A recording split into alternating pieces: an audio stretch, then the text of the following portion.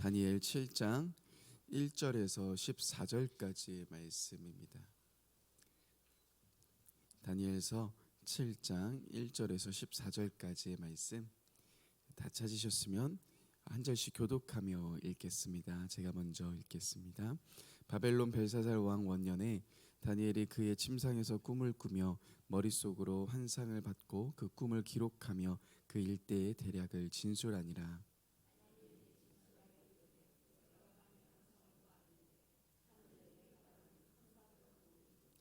큰 짐승 넷이 바다에서 나왔는데 그 모양이 각각 다르더라.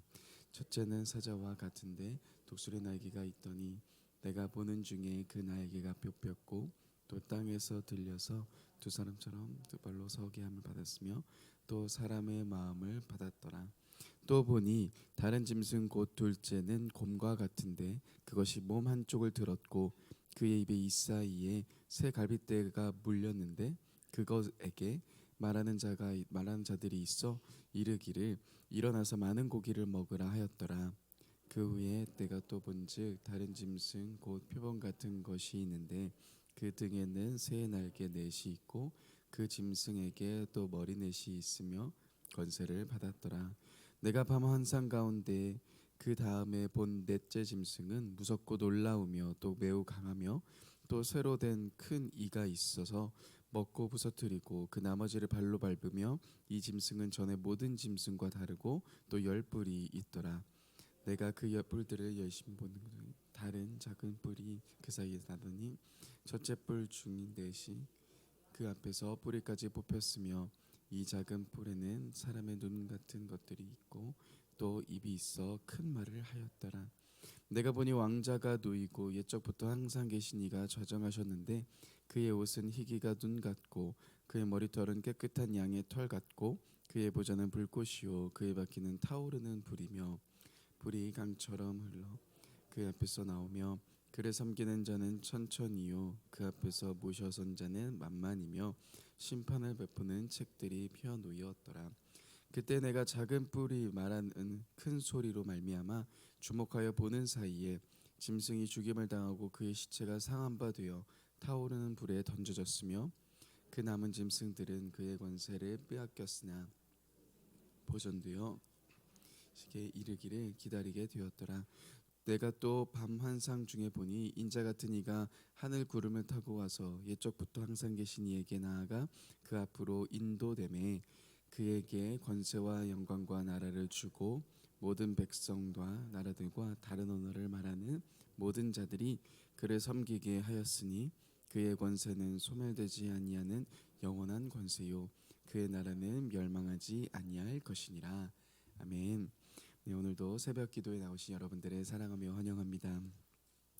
우리가 하는 말은 말 안에 담겨져 있는 그 깊은 뜻과 이해와 그 중심을 아는 것이 사실 필요합니다.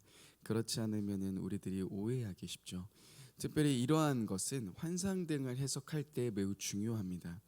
우리는 하나님의 뜻을 다 알 수 없기에 그래서 겸손하게 그분이 완전한 해석의 주관자임을 인정하고 우리는 겸손히 하나님의 마음을 따라가야 합니다. 그런 의미에서 오늘 다니엘서 7장은 매우 중요한 장입니다. 다니엘 7장은 여러 가지 의미로 중요한 변곡점이 됩니다. 앞서 1장에서 6장까지를 가만히 보셨으면 이 부분이 이야기를 중심으로 다니엘서가 진행되어 있다면 이제 다니엘서는 갑자기 모습을 바꾸어서 환상이 중심이 되어 이야기가 진행됩니다. 그래서 선지자들이 계시나 환상을 말할 때 쓰는 단어인 보다, 원어로는 하자라는 단어가 다니엘서에 18번 등장을 하는데요. 무려 10번이 오늘 이곳 7장에서 사용됩니다. 그러하기에 7장은 환상의 굉장히 중요한 시작점을 알려주고 있습니다. 또한 앞서 이야기가 진행되었던 2장, 3장, 4장은 그 내용 중심 내용이 하나님 나라, 구원 그리고 이방 나라라는 주제로 연결이 되어 있는데요. 2, 3, 4장과 연결되어 있는 5장, 6장, 7장은 교차대구법으로 7장이 하나님의 나라라는 주제, 6장이 구원 그리고 5장이 이방 나라라는 주제로 나타내고 있습니다. 그리하여 이방 나라들 속에서 구원하여 건지시는 하나님 나라의 의미를 더욱더 부각시키는 한편 하나님 나라 전에 짓게 드리운 이방 나라의 어두움을 역설적으로 강조하고 있습니다. 또한 2장이 특이한 것은 1장부터요 2장 4절까지는 히브리어로 쓰여져 있고요. 2장 4절부터 중간까지 7장까지는 아람어로 기록되어 있고 또 나머지 부분은 또다시 히브리어로 쓰여져 있습니다. 앞서 이야기를 나타내는 부분은 히브리어와 아람어가 나뉘게 쓰여졌다면 이 이상과 환상에 대한 이야기를 하고 있는 부분, 특히나 7장에서는 아람어로만 쓰여져 있다라는 것. 그래서 많은 주석학자들이 여러 가지 이야기를 하고 있지만 그만큼 이 장이 나타내고 있는 의미가 중요하다라는 것을 우리는 볼 수 있습니다. 그렇다면 우리는 이러한 이상에 대한 환상에 대한 이야기를 하는 본문을 마주할 때 어떠한 눈과 어떤 시각으로 바라봐야 할까요? 가장 안전하고 건강한 시각은 과거와 현재 그리고 미래적인 시각을 함께 견지하면서 이 이상에 대한 하나님의 음성을 듣는 것입니다. 여러분, 이 이상이 과거에 이 하나님의 말씀을 듣는 하나님의 백성에게도 의미하였고 또한 성취되는 예언인 동시에 지금 이 말씀이 들리는 우리 시대 가운데도 말씀하시고 또한 앞으로 올 하나님의 나라에 대한 이야기, 그 말씀을 들려주는 시각이라고 우리는 생각하며 오늘 이 환상에 대한 이야기를 봐야 될 겁니다. 그러하기에 과거적인 의미에서 이 이미 드러난 하나님의 시각으로 또한 그럼에도 불구하고 희미하지만 또 확실하게 다가올 하나님의 말씀과 성취로 보는 시각, 그런 시각을 가지고 오늘 이 환상에 대해서 함께 보는 것이 필요합니다. 오늘 본문 말씀 1절은 이렇게 시작하고 있습니다. 우리 1절의 말씀을 같이 한번 읽어보겠습니다. 1절입니다. 시작. 바벨론 벨사살 왕 원년에 다니엘이 그의 침상에서 꿈을 꾸며 머릿속으로 환상을 받고 그 꿈을 기록하며 그 일의 대략을 진술하니라. 여기서의 환상의 배경은 바벨론 왕이 배경이기에 아직 메대에 멸망하기 전의 일입니다. 그런데 하나님은 다니엘에게 환상으로 4가지 동물을 보여주십니다. 그런데 그 4가지 동물의 모양이 굉장히 독특합니다. 간략간략하게 또 설명드리며 그 의미들을 좀 살펴보고자 합니다. 먼저 여러분, 첫째 동물의 모양은 어떠합니까? 첫째 동물의 모양을 보시면 사자의 모양의 독수리의 날개가 있습니다. 또한 특이한 것은 사람의 마음을 받았다라고 표현합니다. 사자는 흔히 어떠한 동물로 상징이 됩니까? 육상에서 가장 강력한 동물을 말할 때 우리는 사자를 표현합니다. 또한 독수리는 어떠합니까?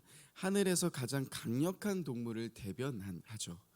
즉 사자와 독수리의 모양이 함께 있음으로라고 이야기하는 이 동물이 시사하고 있는 것은 매우 강한 힘을 가진 그 무언, 그 나라를 이야기를 합니다. 그러기에 당시에 가장 강력한 힘을 가졌던 바벨론이 그 첫째 동물을 의미한다라고 학자들은 거의 대부분 해석합니다. 그런데 이 첫째 동물에게는 특이한 점이 있습니다. 이렇게 강력한 힘을 가진 동물에게 주어진 것이 있는데 바로 사람의 마음입니다. 그리고 사람처럼 2발로 서기함을 받았다라고 이야기합니다. 여러분, 이러한 언급은 다니엘서 4장의 느부갓네살을 떠올리게 합니다. 짐승의 수준으로 떨어졌다가 다시 사람의 마음으로 회복되었던, 교만했다가 모든 것을 잃고 야성에 가까운 짐승에 머물렀다가 회복된 느부갓네살의 모습이 표현되었다고 학자들은 해석합니다. 이것이 첫 번째 동물이 나타내고 있는 모습이고요. 두 번째 동물의 모양은 어떠합니까? 둘째 동물은 곰의 모양을 하고 있습니다. 그런데 특이한 것은 그 곰이 몸의 한쪽을 들었다라는 표현을 합니다. 이 곰의 모습, 몸의 한쪽을 들었다라는 이 표현은 이 동물의 공격성을 이야기하기도 합니다. 입에는 새 갈빗대가 물려 있습니다. 그만큼 난폭하고 폭력적인 모습을 대변해주고 있습니다. 새 갈빗대가 곰의 먹이가 된 새 나라, 리디아, 바벨론, 이집트를 이야기한다라고 해석합니다. 이 두 번째 동물에게 주어진 명령은 그런데 무엇입니까? 일어나서 많은 고기를 먹으라라고 말합니다. 이 포악한 짐승에게 많은 고기를 먹으라라는 말은 무엇이겠습니까? 이미 그 입안에 새 갈빗대가 있는 것처럼 힘은 첫째 동물만큼 더 강하지는 못할지라도 많은 나라를 점령하고 승리하는 것을 표현합니다. 그래서 학자들은 이 두 번째 동물이 메대를 지칭한다라고 해석합니다. 또한 세 번째 짐승은 표범과 같은 짐승입니다. 그런데 그 특징으로 등에 새의 날개 넷이 있습니다.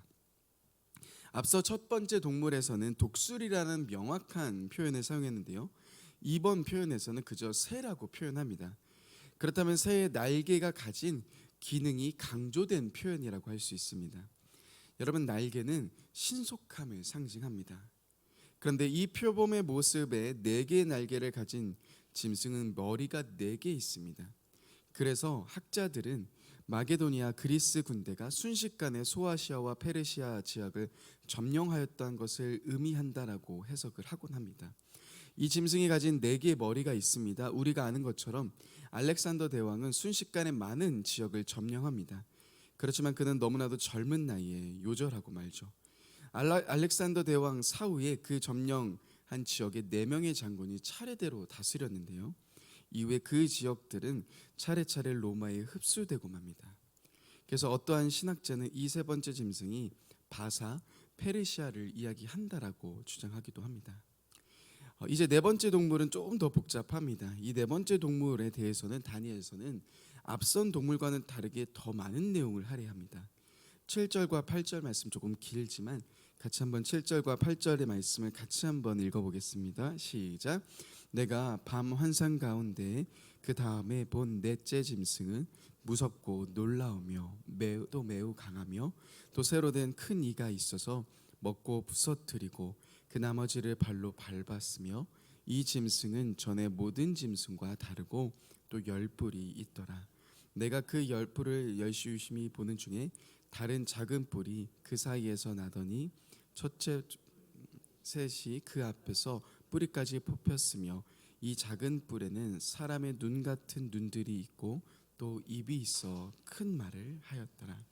여러분, 이 짐승 네 번째 짐승의 표현 어떠한 특정한 동물의 모양이 나와 있지 않습니다. 그런데 이 짐승의 외형을 표시하는 단어들을 한번 살펴보십시오. 무섭고 놀라우며 또 매우 강하며. 앞서 나온 짐승들도 그들의 힘을 보여주며 포악함을 보여주는 단어나 비유를 사용했습니다. 하지만 이제 이 짐승은 그것을 넘어섭니다. 그 비유로 표현되지 못할 만큼 무섭고 놀라운 모습입니다. 또한 짐승에게는 쇠로 된 이가 있어 먹고 부서뜨립니다.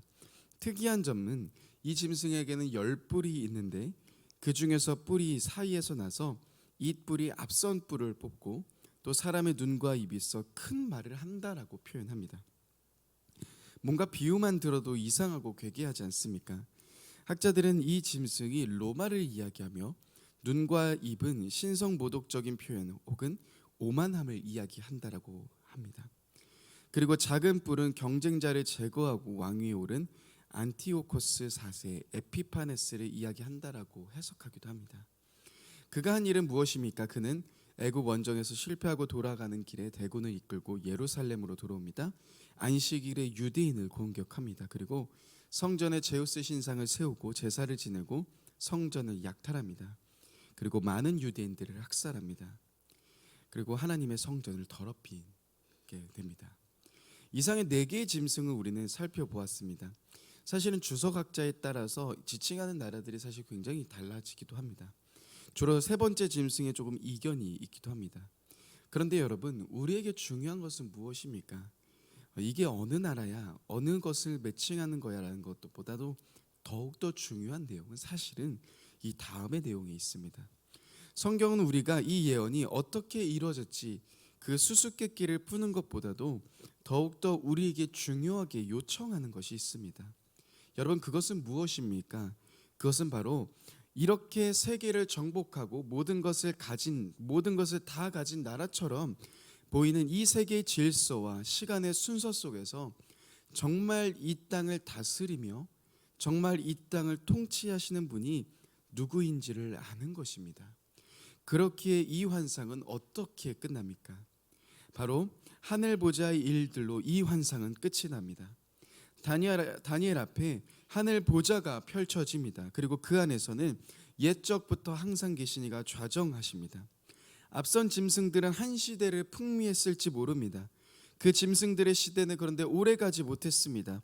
그들 역시 당시에 모든 것을 다 가지고 있는 것처럼 보였지만 그들은 시간의 흐름 뒤에 사라집니다. 그러나 영원한 하나님, 그분이 바로 계시는 곳 앞으로 나아갑니다. 그 하늘 보좌의 모습은 앞선 짐승을 표현한 것과는 비교가 되지 않습니다. 마치 험악하고 더러운 것을 표현하는 단어를 보다가 경건하고 거룩한 단어를 마주하게 됩니다. 그리고 무섭고 두려운 그 표현에서 너무나도 경건하며 경외감이 드는 그 표현으로 올라가는 것을 보게 됩니다. 세상을 풍미하였던 그 뿔은 어떻게 됩니까? 그 뿔은 여러 가지 신성 모독을 일으키고 여러 가지 하나님을 대적합니다. 그로 인해 믿는 자들이 죽고 하나님의 영광이 땅에 떨어지는 것처럼 보입니다. 그렇지만 하늘 보좌에서 불이 강처럼 흘러나오고 천천과 만만이 함께 모인 그곳에서 짐승은 죽임을 당하고 시체는 상한 바 되어 타오르는 불에 태워집니다. 앞서 우리는 다니엘의 세 친구들이 풀무불에 던져지는 것을 보았습니다. 하나님의 영광을 위한 그들은 불에 타지도 않고 상하지도 않았습니다. 하지만 이 땅에 많은 영광과 힘을 드러내었던 그들, 하늘 보좌 위에 타는 불에 사라지고 맙니다. 무엇을 보여줍니까? 이 땅은 무엇으로 움직이며 누가 다스리고 계시는 겁니까? 이 땅의 내 짐승들이 지나가는 것 같고 강력한 세상의 힘들이 지배하는 것처럼 보일지라도 우리가 믿음의 눈을 들면 믿음으로 보이는 세상은 따로 있습니다. 그것은 무엇입니까? 바로 영원한 하늘 보좌와 그곳에 계신 하나님이시라는 겁니다.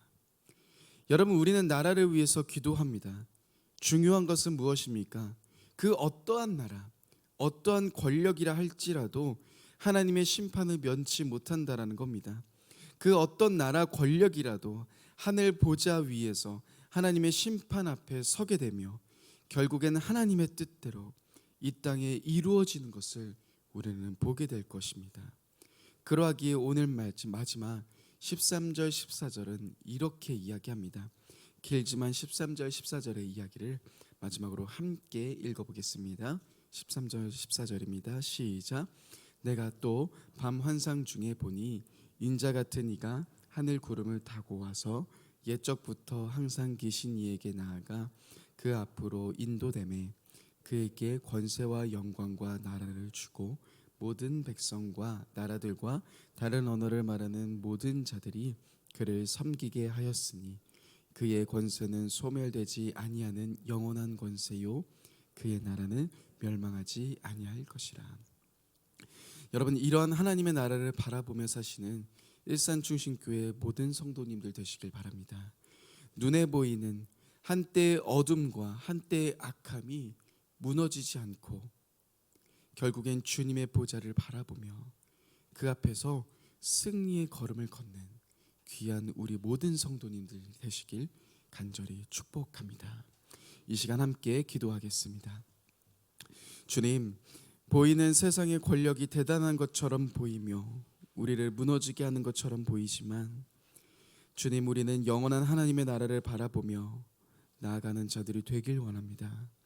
그리하여 하나님의 백성으로 우리의 어려운 상황과 환경 속에서도 담대히 무너지지 않으며 승리의 걸음을 걸어가며 영원한 하나님의 나라를, 영원한 하나님의 통치를 꿈꾸는 우리가 될 수 있도록 주님 인도하여 주옵소서. 감사드립니다. 귀하신 예수님의 이름으로 기도드립니다. 아멘.